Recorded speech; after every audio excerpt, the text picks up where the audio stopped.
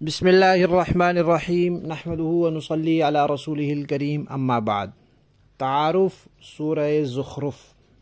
اس سورت کا نام سورہ زخرف ہے اور یہ لفظ اس سورت کی 35ویں آیت میں موجود ہے۔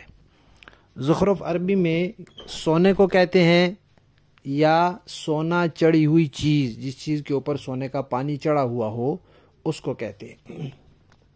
بہرحال اس کی تفصیل آئے گی۔ یہ سورت جو ہے، یہ قرآن پاک کی جو تلاوت کی ترتیب ہے اس میں اس کا نمبر ہے 43، 40 اور 3، اور جو نزول میں اس کا شمار ہے وہ ہے 63۔ اس سے پہلے 62 صورتیں نازل ہو چکی تھی۔ اس سے پچھلی جو صورت ہے اس کا شمار ہے 62 اور اس کے فوراً بعد یہ نازل ہوئی، یہ 63 ہے۔ اور جو ہم نے پہلے پڑھا تھا کہ حوامیم 7 ہیں، یہ بھی ان میں شامل ہے۔ اس میں 7 رکوع ہیں، 89 آیات ہیں، 1 کم 90، اور 843 40 اور 3 کلمات اور 3656 حروف ہیں۔ اس سے جو پچھلی صورت ہے اس کے آخر میں اللہ تعالیٰ کی وحی کا تذکرہ تھا، اور اس صورت کے آغاز میں بھی وحی کا تذکرہ ہے۔ اور جو پچھلی صورت ہے، یہ پہلے بھی بات ہو چکی ہے کہ یہ جو 7 صورتیں حامیم سے شروع ہو رہی ہیں، حوامیم 7، ان سب کا مرکزی جو عنوانات ہیں وہ ایک ہی ہیں، کیونکہ ساری مکی صورتیں ہیں، تو ان میں توحید، رسالت اور قرآن پاک کی سچائی کا بیان ہے۔ تو پچھلی صورت کے آخر میں بھی ان چیزوں کا تذکرہ تھا، اور اس صورت میں بھی انہی مضامین کا تذکرہ ہے۔ اس صورت کا جو مرکزی عنوان ہے اور موضوع جسے کہتے ہیں وہ کیا ہے؟ مشرکین کی تردید ہے کہ تم قرآن سے منہ موڑتے ہو، قرآن سے اعراض کرتے ہو، پیٹھ پھیرتے ہو، نہیں سنتے، کانوں میں انگلیاں دیتے ہو، قرآن کی آواز کو روکنا چاہتے ہو، سننا نہیں چاہتے، اس کے باوجود قرآن پاک روکا نہیں جائے گا۔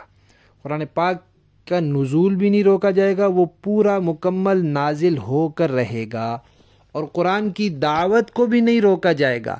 قرآن کی دعوت برابر جاری رہے گی، تم سنو یا نہ سنو، دعوت والے کا کام ہے کہ اس کی دعوت پہنچانا۔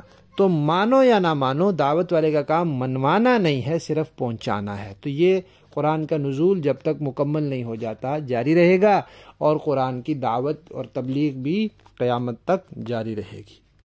اب اس صورت میں مضامین کون سے آئے ہیں، ان کی تفصیل کیا ہے؟ ایک تو توحید کو ثابت کیا گیا ہے، شرک کو باطل قرار دیا گیا ہے، اور وحی کو ثابت کیا گیا کہ یہ اللہ کی وحی ہے۔ رسالت کا اس بات ہے کہ نبی اللہ کے واقعی نبی اللہ کے رسول ہیں۔ مشرکین جو شبہات پیش کرتے تھے ان کے جوابات دیے گئے ہیں۔ پھر مشرکین کی باتوں کی وجہ سے نبی پاک صلی اللہ علیہ وسلم کا دل غمگین اور رنجیدہ ہوتا تھا، ان کو تسلی دی گئی ہے۔ اور دنیا کی حقارت کا تذکرہ ہے کہ دنیا کی اللہ کے ہاں کوئی وقعت ہی نہیں ہے، اور جو منکر ہیں، نہیں مان رہے، ان کو دھمکیاں دی گئی ہیں۔ اور پھر اس میں ابراہیم علیہ السلام اور موسیٰ علیہ السلام اور عیسیٰ علیہ السلام کے واقعات آئے ہیں، اور جو ایمان والے ہیں ان کے لیے اللہ تعالیٰ نے اچھائی کے وعدے کیے ہیں کہ قیامت کے دن ان کے لیے آخرت میں بڑے بڑے اجر و ثواب ہیں۔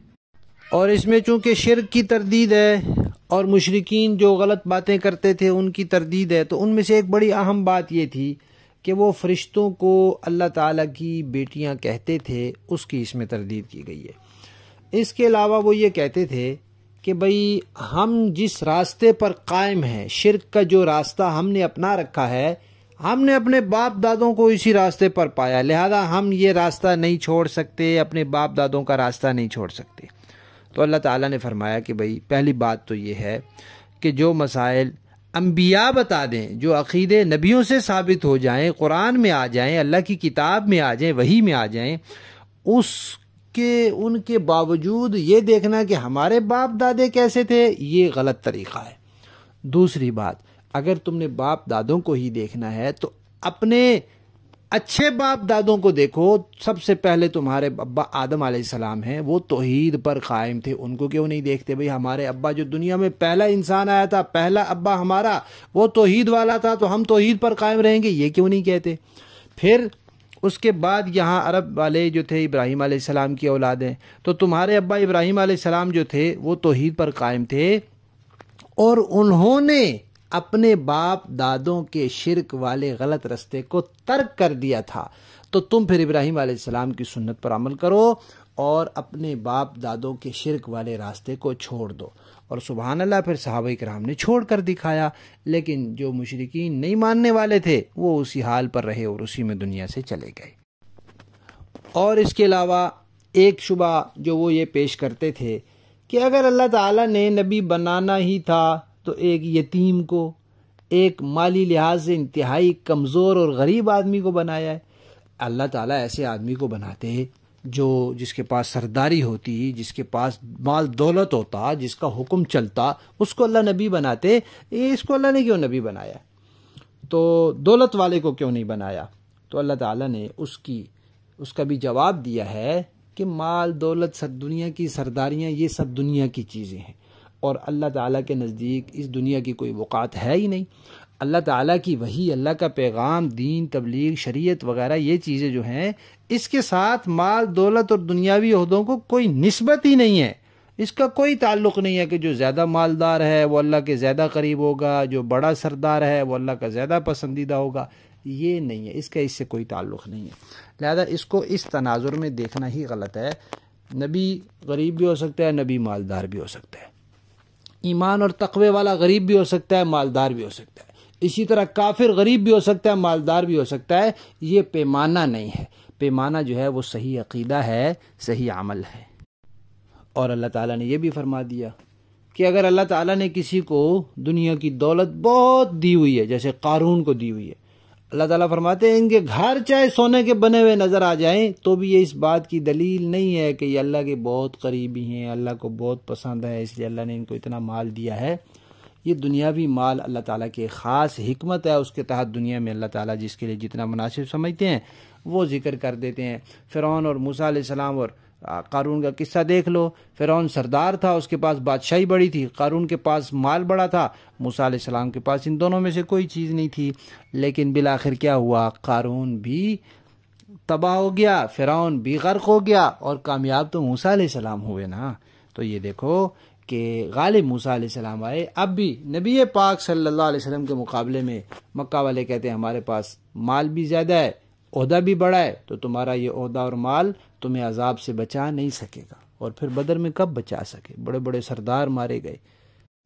پھر اللہ تعالیٰ نے اس صورت میں یہ بھی فرمایا ہے کہ اگر ہمیں یہ خطرہ نہ ہوتا کہ باقی لوگ بھی کافر ہو جائیں گے تو ہم ان کافروں کے گھر سونے کے بنا دیتے، ان کے گھروں کی دیواریں، ان کے بیٹھنے کے تخت، ان کے دروازے، چھتیں، سیڑھیاں، ہر چیز سونے کی ہو جاتی، سونے ہی سونے میں نہال ہو جاتے، تو کیا ہوتا؟ آخرت میں بخشش ہو جاتی؟ نہیں۔ ان کے کفر اور شرک معاف ہو جاتا؟ نہیں۔ وہ اللہ کے قریبی ہو جاتے؟ نہیں۔ وہ مال کے زور پر آخرت کی سزا سے بچ سکتے یا اس میں ایک ذرہ کمی کرا سکتے؟ نہیں۔ اللہ ان کو مال دے کر بھی دکھا دیتے کہ یہ مال تمہارے آخرت میں کسی کام آنے کا نہیں ہے، کہ دنیا میں بھی اللہ کی کوئی عذاب آنا ہو، کوئی سزا آنی ہو، اس میں بھی تمہیں کسی کام آنے کا نہیں ہے۔ لیکن اللہ تعالیٰ نے اس حکمت کے تحت اتنا مال کافروں کو نہیں دیا کہ کہیں ایسا نہ ہو کہ دوسرے لوگ بھی شیطان کے بہکاوے میں آ کر اس مال کی وجہ سے کافر ہو جائیں، کہ جو کافر ہوتا ہے اس کے پاس تو سونا ہی سونا ہو جاتا ہے۔ پھر ایک شبہ وہ یہ پیش کرتے تھے کہ بھئی ہر چیز اللہ کے اختیار میں ہے، اگر اللہ چاہتا تو ہم دوسروں کی عبادت کرتے ہی نہ، ہم صرف اللہ کی عبادت کرتے۔ تو اس کا بھی اللہ تعالیٰ نے جواب دیا ہے کہ بھئی دنیا دارالامتحان ہے، اور امتحان گاہ میں صحیح غلط جواب بتا کر اس کو امتحان گاہ میں بٹھا دیا جاتا ہے، پھر اس کے قلم کو پکڑا نہیں جاتا، اس کو پابند نہیں کیا جاتا، وہ اپنی مرضی سے لکھتا ہے جو لکھتا ہے۔ تو تمہیں امتحان گاہ میں بھیجا ہے، لہذا اپنی مرضی سے تم کر رہے ہو جو کر رہے ہو۔ یہ کہنا غلط ہے کہ بھئی ہم جو کر رہے ہیں یہ ضرور اللہ کا پسندیدہ ہے اسی لیے ہم کر رہے ہیں۔